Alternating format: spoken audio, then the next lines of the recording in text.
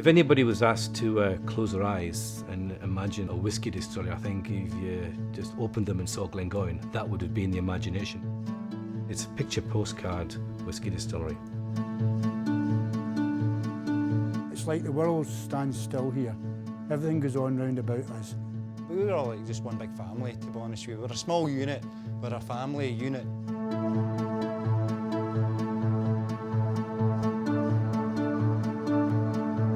It's a beautiful distillery. It's only a small distillery, but it's beautiful. It's a very good product too. Good drama. It's a good drink.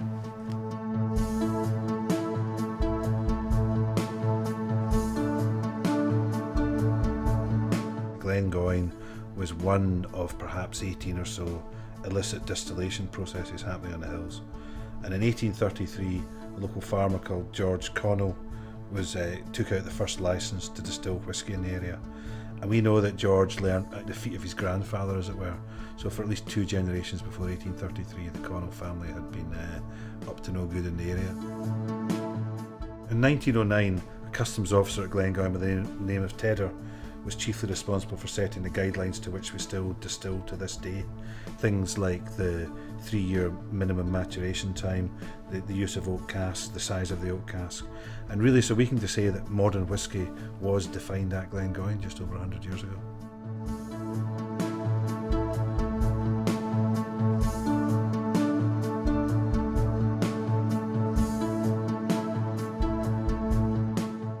The watchers at the distillery had a job supposedly to watch for the government, for the taxation on whisky. You couldn't do anything without the watcher being there. The last one was Willie the Watcher. So what we used to do was, they days you had wee flunky bottles. So we got wee flunky bottles. It's a wee sample bottle about that size. You tied a bit of string in it, and of course all the barrels had cork bungs in them. So, and a bit of hessian. So you pulled the bung and the hessian out, you put the wee bottle in and you filled it. So if the watcher came, you just dropped the lot in and hit the bung down, and that was it. You couldn't do anything about it. So, but later on, when the casks were going out, there were a lot of clinkers. So for a hell of a bottle left some of the casks, still clinking out that door. We not do that now? No, don't do that.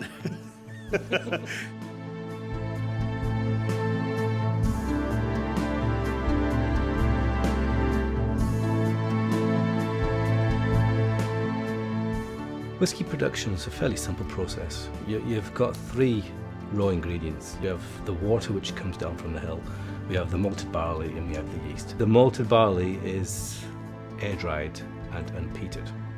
So what you've got is a barley there which just comes to us and it just smells like malted barley.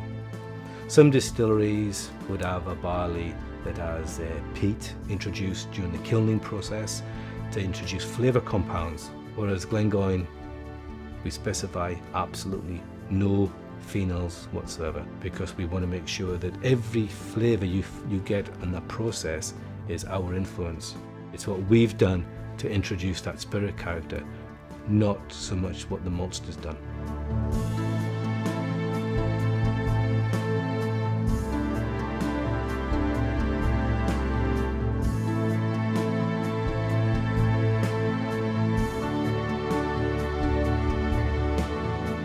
So what we do basically is we get 3.72 tonnes of malted barley and we just grind it into a grist.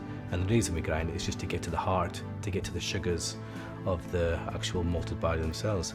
It then goes into the mashing process, and what you do there is you just get in water and this grist, and you mix them together at the right temperature, half a degree up, half a degree down, and that's not a good day. It's got to be spot on 63.5 degrees. So we extract this sugar liquid called wort, put it into the washbacks, which are the fermenters, and then we just add 50 kilograms of yeast into 19,000 litres of worts.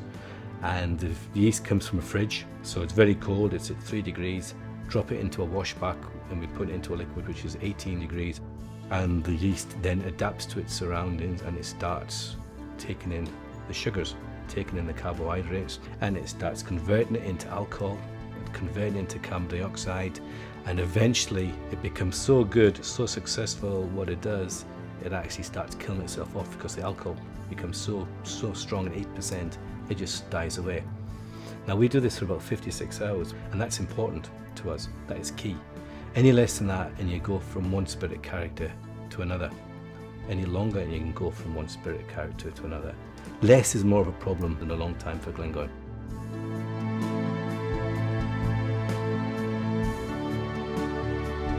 All the flavours are in the washback. So everything's in there. You know, you've got your fruitiness, you've got bubblegum, and whatever every distillery wants, it's generally in the washback. Now it's what you do in the distillation will magnify them or it'll subdue them. That's where we really start influencing the Glengoyne flavours. We start putting our fingerprint on the product. We're really quite slow. I don't mean the guys are slow themselves, but the process is slow. The shape of the stills at Glengoyne is unique. The amount of copper in the process at Glengoyne, you couldn't get any more copper in the process if you tried. Everywhere there's copper in the pipes. We have a ball on the side of the stills just so you've got as much copper in the process. So this alcohol, when it comes through, it's got as much copper contact to remove some of the unwanted characters from the fermentation. Sulfur is a good example. Copper removes sulfur very, very well. That's why we have it in the pipes. And we just nurse the alcohol through the distillation process. This is where we could really be mercenary and speed things up if we just turn that steam valve a lot faster than it is. But we can't, because as soon as we turn that steam valve, you've lost Glengoyne.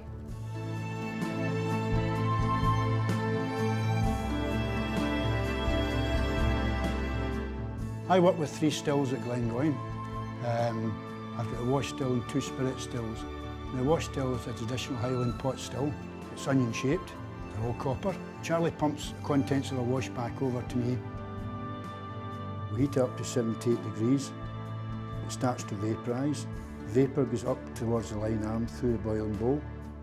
The boil pot actually slows the process down in the still, and it means longer contact with the copper. The lighter spirits go over into the condenser. The heavier spirits fall back into the boiling bowl. This process is called reflux. The lighter spirits that do go over the top are very estery, fruity in spirit, and that is our new make Glengoyne. We've got to redistill this, right, or refine it, whatever way you want to call it. I've got 2 other stills I mentioned earlier, the low wine stills. They're both the same size, and I split the contents of the low wines receiver into the 2 stills. As soon as the stills start running, I reduce the flow rate to 5 litres per minute maximum, which is very slow. Other distilleries can be 9, 12, 15 litres per minute on spirit. That 5 litres just gets the right, what's called the congeners, which is the taste, the smells, the flavours of the whiskey. It just pushes the congeners with the right weight over the neck of the still. You get 6 litres and you're pushing some of the heavier ones over, or if you went down to 4, then it's only the lighter ones that are getting over. We've got to be at that 5 litres on spirit just to get the Glengoyne spirit character coming through.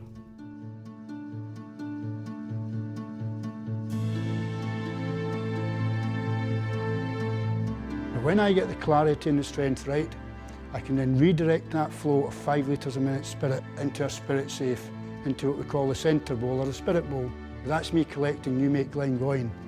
It's full of esters, it's fruity, it will run for roughly 3 hours, slowly going down in strength, and I've got to monitor this closely till I get the strength down to about 64%. Once the spirit goes down to 64%, we've still got a lot of spirit left in that still, but it's not pure enough to be termed as a middle cut. So what I do is, I redirect the flow to the outer bowls, which puts it back to where it came from, the low wines receiver. My middle cut's collected, that's taken care of, that's separate. That'll be pumped down to the filling hall, it'll be reduced slightly in strength and put into selected sherry casks to start the maturation, and that'll be it for 10, 17 or 21 years.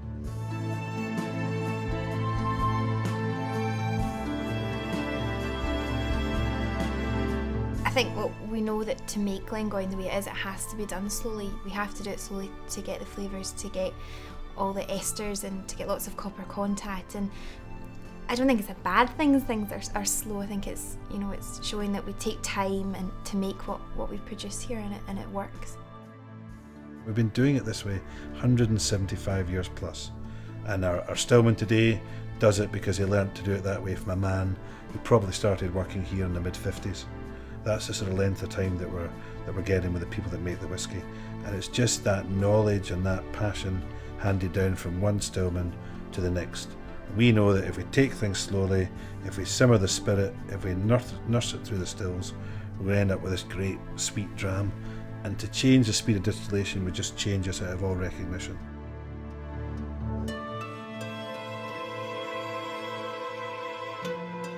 The majority of the new casks that we source for Glengoyne have come from Spain, and we're involved in that from the very start.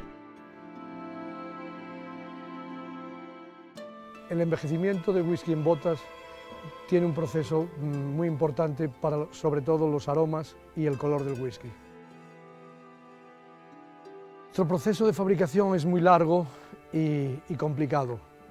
Empezamos desde el norte de España cortando los árboles, fabricando las duelas y después hay un proceso de secado totalmente natural, fabricación de la bota y después, una vez fabricada la bota, pasa un periodo de 2 años mínimo de envejecimiento con oloroso, que le da un carácter especial a las sherry casks. Para los whiskies de alta calidad, como Glengoyne, es muy importante los aromas que aporta el vino de Jerez. The sherry will stay in there for about 28 months. The sherry is then emptied from the casks. The casks are broken down, sent over by ship, reassembled by our coopers, and nearly 6 years after we first commissioned that cask, we get to fill it with Glengoyne.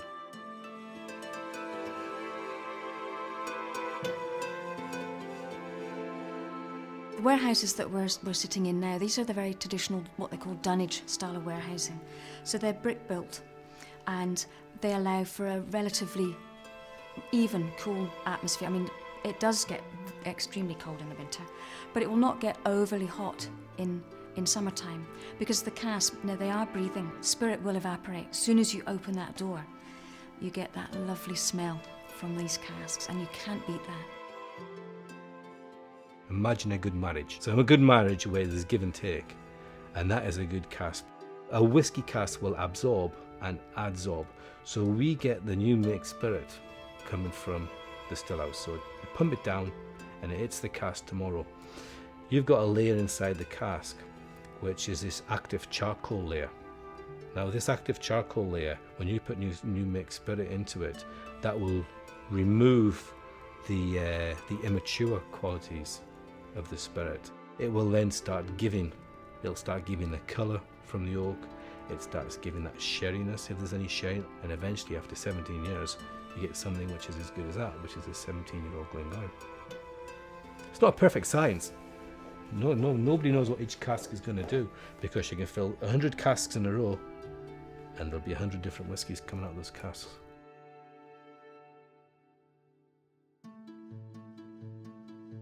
It's our master blender's challenge to create a consistent nose, flavour and importantly, natural colour.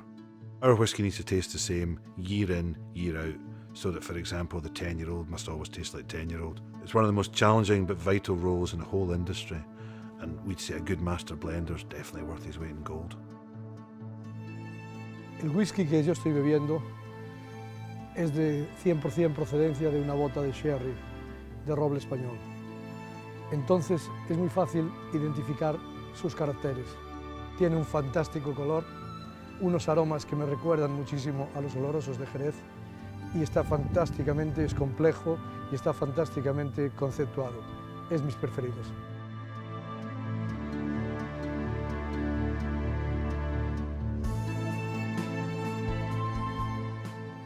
Glengoyne is a range of whisky throughout which the flavours develop as it goes on and as the whiskies get older. But the underlying themes, if you like, are firstly that there's no smoke at all in Glengoyne. The barley has been malted and dried just using warm air. Secondly, we distill slowly, which gives these wonderful, light, sweet, fruity flavours. And thirdly, we source the best casks in the world. I think one of the main characteristics for Glengoyne is the apples. We always talk about apples coming through, and it's obviously got no peat in it, but it's still very complex whisky. There's still lots of flavours coming in. We make whisky the way we do because it's unique to Glengoyne for a start. It wouldn't suit a lot of the big companies with the accountants wanting to quicken up. But Glengoyne, we're left to do what we want to do, the way we do it.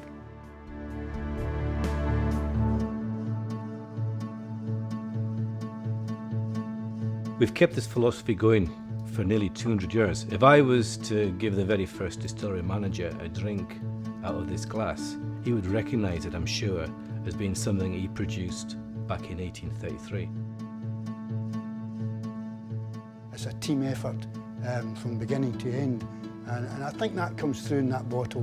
When you open that bottle and you pour a dram out, that's us.